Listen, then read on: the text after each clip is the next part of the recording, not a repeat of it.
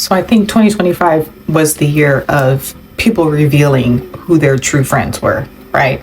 I mean, just scrolling through TikTok, scrolling on YouTube, scrolling on Instagram. That was like the topic, was like friendships. And I'm like, you know what? I'm glad that we are all going through this together. I think a lot of people just got to the point in their lives where it's like, you only have time for people who have time for you. You're only going to put in the work for people who are going to put in the work for you.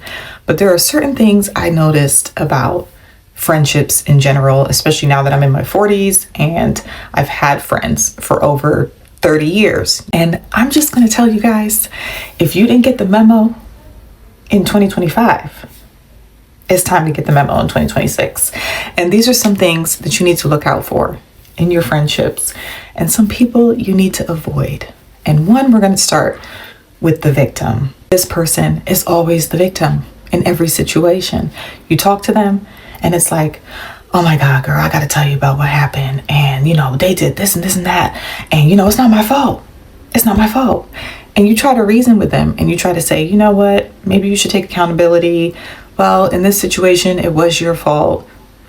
And if this is something that has become a pattern with them, if you look at certain scenarios between them and the other person or people, and in all those scenarios and all those stories, they are the common denominator.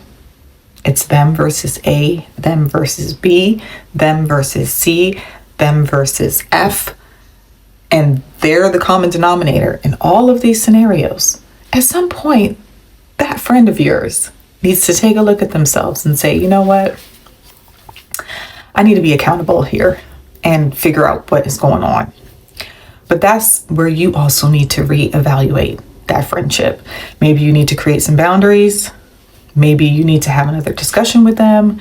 Or if it's really, really bad, maybe you need to cut them off, period. Secondly, the friend who has never complimented you. You guys have been hanging out for years. The secretive friend.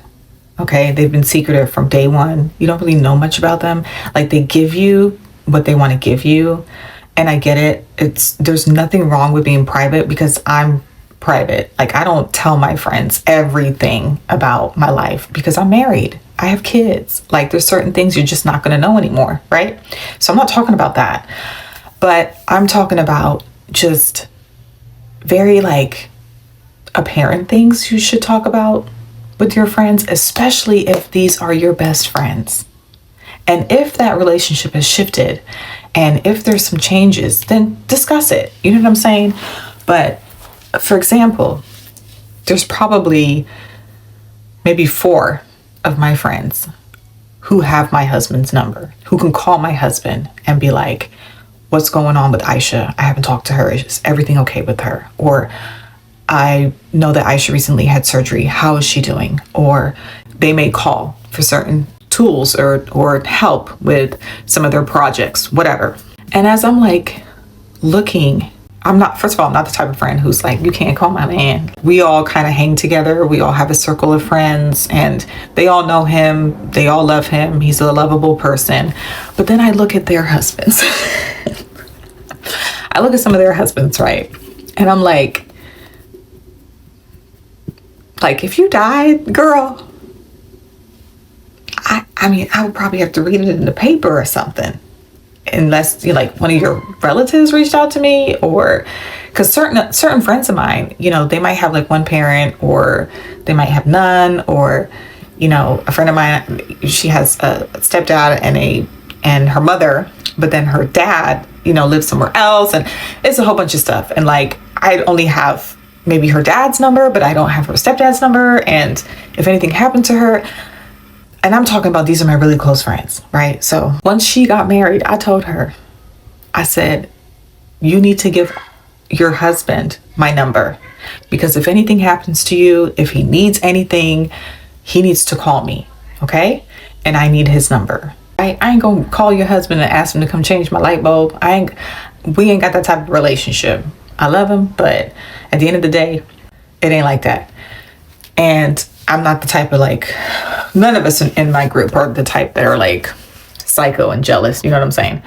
But the point is that you can't be that type of like secretive friend where you want access to everybody's household and everything they got going on, and you want in, like asking these very intrusive questions as well. Like, it's like you want to know everything, you want to be in the loop, you want to know the business, but then you don't share nothing. You know what I'm saying? The friend that always wants you there. You got to be at the baby shower. You have to be at the bridal shower. You have to be at the engagement party. Shit, you got to plan the engagement party. You need to be at the bridal party in Vegas.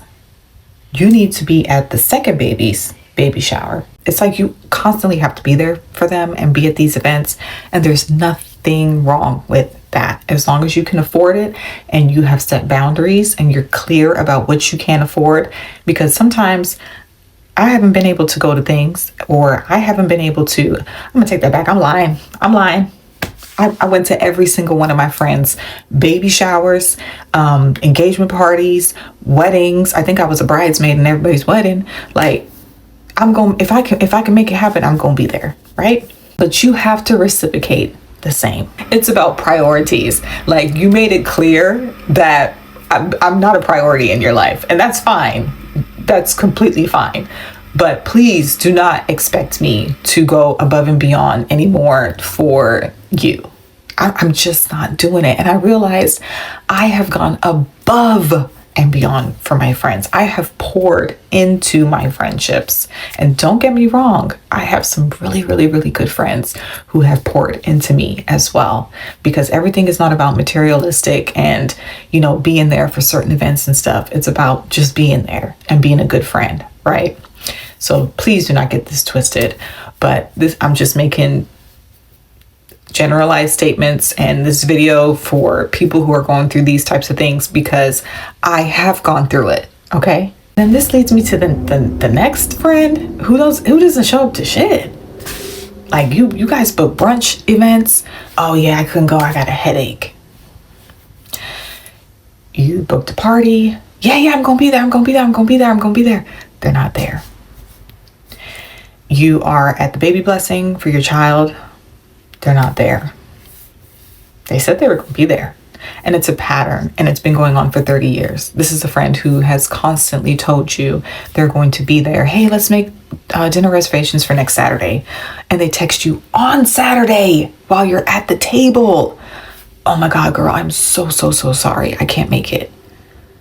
At this point, it's becoming disrespectful. One, you have disrespected my time, and you've disrespected my wallet, especially if I've used Open Table and paid that $50 deposit that I'm not getting back. And that you lied to me and told me you were going to pay half of it. You're not a good friend. And we need some boundaries. I love you, but I got to love you from a distance. And we have the friend who is like, well, you know, as we get older, you got to give your friends grace, which I agree. I do agree with that. You got to give your friends grace. You know, you never know what your friends are going through. And, you know, people are depressed. People are going through anxiety. Yeah, they are. We are. But there also has to be a very fine line of a balance there. You definitely need to give your friends grace. As we get older, there's just certain things that we go through that people are just not going to know. When you hit your 40s, for most people, you know, other people have already gone through this, unfortunately, but you start to take care of maybe sick parents. You start to maybe lose your parents. There are career things happening. There are things happening in your home with your kids that you don't want to talk about. And, you know, you don't have the time and energy to reach out to your friend and be like, yeah, the reason why I didn't come to your event is because my son, you know, he started to go on Facebook and he got this girlfriend and da da da da. You give your friends grace, and we get that. And a real friend knows that. And we believe in distance. Trust me, I have friends across the country, and we have that type of friendship where we don't need to talk all the time. Like, it's the same vibe when we see each other. We just pick up right where we left off, and it's fine. But you know what the difference is that although she goes through her internal and crazy battles, and I give her grace and she gives me grace, we will at least send a text message and say, hey, I need some grace right now. Or, hey, sorry, I've been a bad friend. There's a lot going on. Do you know how fast it takes to just send a text message? and drop a couple notes. And I don't want to hear like, oh, well, I couldn't even do that. Then you're just not a good friend, because I've already given you grace. You know what I'm saying? And I respect where you're coming from. And I know you're probably going through some things, but that doesn't excuse you not taking accountability. Communicate. That's it. Just communicate. Do you know how many times I've been in a situation where, you know, people had no idea what I was going through, and I didn't want to talk to nobody. I'm still, if they reach out to me after a certain amount of time, it's like, okay, girl, I just don't have the energy to like talk about this right now. Like, I'll reconnect when I can. Okay, cool. And that's it. Just some communication. If you didn't go through these like shifts and ups and downs in 2025 with your friendships, and maybe you will in 2026, maybe you're in your 30s and you have yet to go through these things. Maybe you're in your 30s and you already went through these things. Maybe you're in your 40s and you are now going through these things. Whatever your age may be and whatever you got going on, just know that these are the signs to look out for when it comes to these certain type of friends. And you're going to have discussions. You're going to have to set boundaries, and you're going to have to reevaluate if these people are intended to be in your life for the long haul. Okay, thanks for watching, and I wish everybody a great friendship year in 2026. I hope you meet new people, especially when you go past your 40s.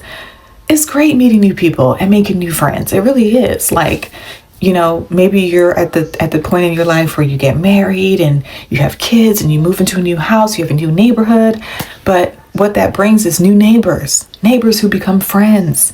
You know, your kids' classmates, their parents, those parents become your friends, whatever it may be. And I'll see you in the next video. Toodaloo.